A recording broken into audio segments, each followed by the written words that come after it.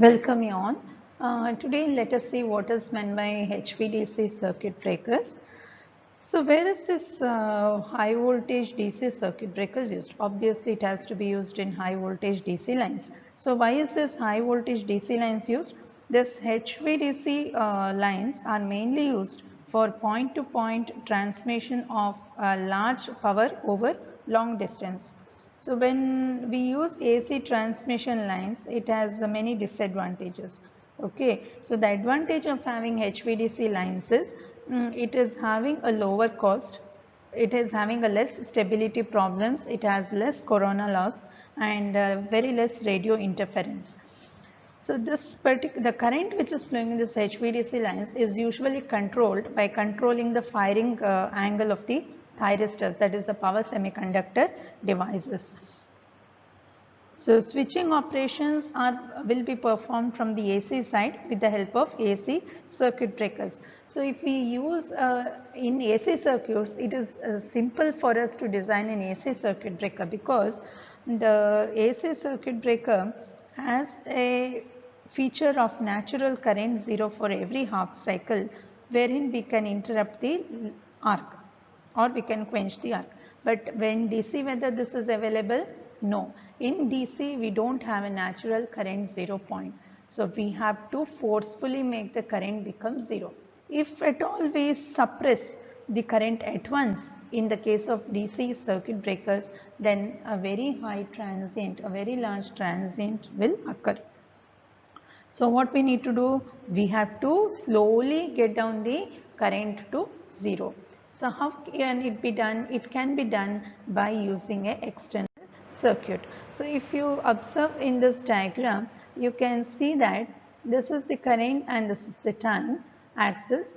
The current is very high, the DC current, and by some means the current is naturally brought to 0. Not at once, it will take time to settle down to 0. So you can clearly observe immediately it has not become 0. It has oscillated and then it has become 0. So if you observe, this is a line wherein you have a master circuit breaker. Okay, this is a DC circuit. You have the inductance which will protect it against the change in the current. You have the resistor and the capacitor pair which is connected across the circuit breaker, which will protect it against dV by dt. I have told you about the circuit which will make the current fall to 0. That circuit is this L and C, the capacitance and the inductance, which will be used to make the current naturally fall to 0. And we have a switch over here which is nothing but a triggered vacuum gap. So when this MCB gets opened, immediately this particular switch is being closed. Okay, and you can observe a charge being represented on the capacitance. That means to say this particular capacitance is pre-charged, it is already charged. So what will happen when the MCB is opened? An arc is formed, right? A large current flows. When the switch gets closed, immediately this already charged capacitance it will start discharging and it will make the current to flow in the opposite direction. And the current which is flowing through this MCB and the current which is flowing through this capacitance, it is in the opposite direction, which will make the main circuit current to become 0 with a few oscillations. It will not happen immediately. So that means the arc will be interrupted at the current 0 point. You use the inductance and the capacitance to get the current to 0.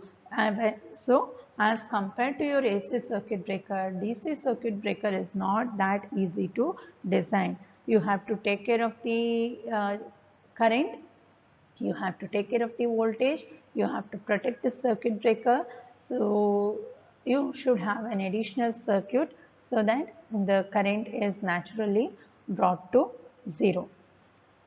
Okay, this is all about the HVDC circuit breaker. In the next video, we will see about the SF6 circuit breaker, which is usually being used. Thank you.